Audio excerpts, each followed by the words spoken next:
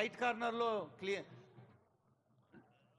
కుర్చీలు నింపండి. ఇటు లెఫ్ట్ కార్నర్ కూడా దయచేసి స్టేజీకి లెఫ్ట్ కార్నర్లో అక్కడ మీరు ఓపెన్ చేస్తే వచ్చి కూర్చుంటారు మన రైతు సోదరులు, రైతు మహిళలు. Thank you.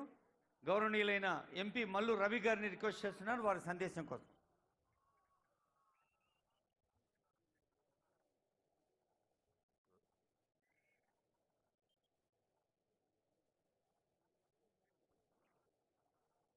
వేదికను అలంకరించినటువంటి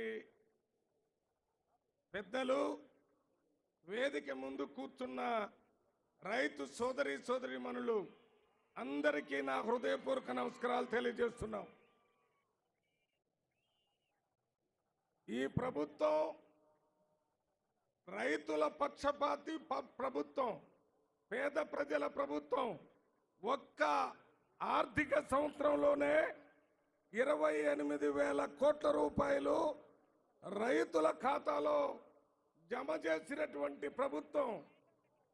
గత 10 సంవత్సరాల్లో రైతులకి హామీలు ఇవ్వటమే కానీ అమలు చేయనటువంటి ప్రభుత్వానికి గత 10 నెలల్లో రేవంత్ రెడ్డి గారు ఏ రకమైన కార్యక్రమాలు చేశారు, దానికి ప్రజల యొక్క స్పందన ఏ రకంగా ఉందని చూడటానికి ఈ అశేష జన సమూహం లక్షల కొలది ప్రజలు ఇక్కడికి వచ్చారంటే ఈ 10 నెలల్లో రేవంత్ రెడ్డి గారు రైతులకి అనుకూలమైన ప్రభుత్వంగా, పేద ప్రజలకు అనుకూల ప్రభుత్వంగా పనిచేస్తుందని చెప్పడానికి ఇదొక నిదర్శనం.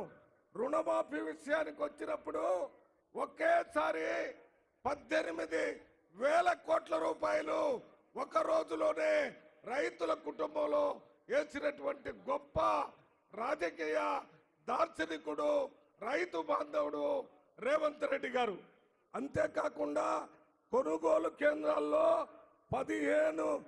15,587 కోట్లు, 15,587 కోట్ల రూపాయలతో ఇప్పుడు కొనుగోలు కేంద్రాల్లో వడ్లని కొనటం జరిగింది. ఇవి కాకుండా ఉచిత కరెంటు కోసం 200 యూనిట్స్ ఉచితంగా కరెంటు ఇచ్చే విషయంలో 1,004 కోట్ల రూపాయలు ప్రజలకి, పేద ప్రజలకి రేవంత్ రెడ్డి గారి ప్రభుత్వం ఇవ్వటం జరిగింది. పెట్టుబడి సహాయంగా 7,625 కోట్ల రూపాయలు రైతుల ఖాతాల్లో వేయటం జరిగింది. రైతు బీమా కింద 1,455 కోట్ల రూపాయలు రైతులకు ఇవ్వటం జరిగింది. పంట బీమా కింద 1,300 కోట్ల రూపాయలు ఇవ్వటం జరిగింది. ఇవన్నీ కూడా